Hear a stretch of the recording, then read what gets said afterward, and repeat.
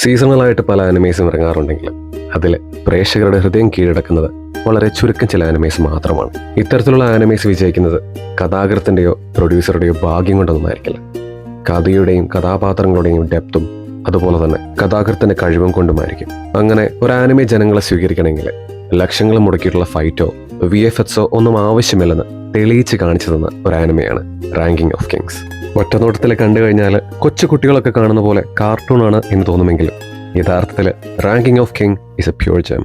2021 പുറത്തിറങ്ങി സോസുക്കെ ടോക്ക എഴുതുകയും ഇല്ലസ്ട്രേറ്റ് ചെയ്യുകയും ചെയ്തിരിക്കുന്ന റാങ്കിങ് ഓഫ് കിങ്സ് എന്ന ആനിമയെ കുറിച്ചുള്ള റിവ്യൂ ആണ്.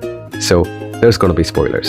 ഈ കഥയിലെ പ്രധാന കഥാപാത്രം ആ രാജ്യത്തിലെ തന്നെ ഏറ്റവും ശക്തനായ രാജാവിന്റെ മകനായ ബോജിയാണ്. പക്ഷെ ശക്തനായ തന്റെ അച്ഛനെ പോലെയോ മരിച്ചുപോയ തന്റെ അമ്മയെ പോലെയോ ഒന്നുമല്ല ബോജി.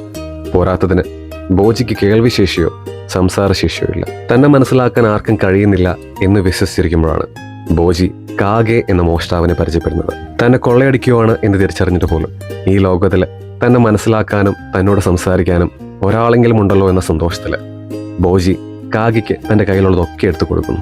അവസാനം സ്വന്തം ഉടുതുണി വരെ ഊരിക്കൊടുത്ത് ബോജി തന്റെ രാജകൊട്ടാരത്തിലേക്ക് തിരിച്ച് മടങ്ങിപ്പോകുമ്പോൾ കാഗെ അവനെ പിന്തുടരുന്നു. അതിശക്തനായ രാജാവിന്റെ മകൻ നഗ്നനായി തെരുവിലൂടെ സ്വന്തം കൊട്ടാരത്തിലേക്ക് നടന്നു പോകുന്നത് കണ്ടപ്പോൾ അവിടെ തടിച്ചുകൂടിയ ജനങ്ങൾ അവനെ കളിയാക്കുകയും പരിഹസിക്കുകയും ഒക്കെ ചെയ്യുന്നു. ഇത് മറിഞ്ഞിരുന്ന് കാണുന്ന കാഗെ ബോജി എന്ന രാജകുമാരൻ ജീവിതത്തിൽ എത്രമാത്രം വേദനയും പരിഹാസവും ഒക്കെ നേരിടുന്നു എന്ന് തിരിച്ചറിയുന്നു. കേൾവിശക്തി ഇല്ലാത്തത് കൊണ്ട് തന്നെ മറ്റുള്ളവർ പറയുന്ന പരിഹാസങ്ങൾ ബോജിക്ക് മനസ്സിലാകുന്നില്ല എന്ന് കാഴ്ചക്കാരൊക്കെ വിശ്വസിച്ചിരിക്കുന്ന സമയത്താണ് ബോജി തിരിച്ച് കൊട്ടാരത്തിലേക്ക് മടങ്ങി വരികയും അവിടെ പൊട്ടിക്കരയുകയും ചെയ്യുന്നത് നമ്മൾ കാണുന്നത്. അവിടെയൊക്കെ ആയിരുന്നു റാങ്കിങ് ഓഫ് കിങ് എന്ന ആനിമയുടെ വിജയം. 1000 കാര്യങ്ങൾ പറയാതെ തന്നെ കാഴ്ചക്കാരിലേക്ക് എത്തിക്കാൻ കഴിഞ്ഞ ആ കഥയുടെ വിജയം. സ്റ്റോറി ഒരല്പം കൂടെ മുൻപോട്ട് പോകുമ്പോഴാണ് ബോജിയുടെ സ്റ്റെപ്പ് ബ്രദറായിട്ട് ദൈത എന്ന ക്യാരക്ടറിനെ കഥയിൽ അവതരിപ്പിക്കുന്നത്. ബോജിയെ പോലെ ബലഹീനനായിരുന്നില്ല ദൈത. തന്റെ അച്ഛന് ശേഷം രാജാവാകാൻ തന്റെ സഹോദരനേക്കാളും യോഗ്യത തനിക്കാണ് എന്ന് വിശ്വസിച്ച ഒരു ക്യാരക്ടറാണ് ദൈത. ആ യോഗ്യത തെളിയിക്കാനായിട്ട് തന്റെ സഹോദരനായ ബോജിയെ ഒരു അൺഫെയറായ ഫൈറ്റിൽ തല്ലിച്ചതയ്ക്കുന്നതും നമുക്ക് കാണാൻ കഴിയും. തന്റെ കുറവുകളുടെ പേരിൽ ജനിച്ച നാൾ തൊട്ട് സ്വന്തം കുടുംബാംഗങ്ങളും സമൂഹവും കുറ്റപ്പെടുത്തുകയും പരിഹസിക്കുകയും ഒക്കെ ചെയ്തിട്ടും അതിലൊന്നും തളരാതെ ജീവിച്ച് കാണിക്കാൻ ശ്രമിക്കുന്ന ബോജി നമ്മുടെ കണ്ണുകൾ പലയിടങ്ങളിലായിട്ട് നിറയ്ക്കുന്നുണ്ട്. അതുപോലെ തന്നെ ഈ കഥയിൽ ഒരു മോഷ്ടാവായി തുടങ്ങി വെച്ച് ബോജിയുടെ ഒരു നല്ല സുഹൃത്തായി മാറിയ കാഗെ എന്ന ക്യാരക്ടർ റിയൽ ലൈഫിൽ ഒരു സുഹൃത്തിന് വേണ്ട സകല ക്വാളിറ്റീസും റിഫ്ലക്റ്റ് ചെയ്യുന്ന ഒരു കഥാപാത്രമാണ്.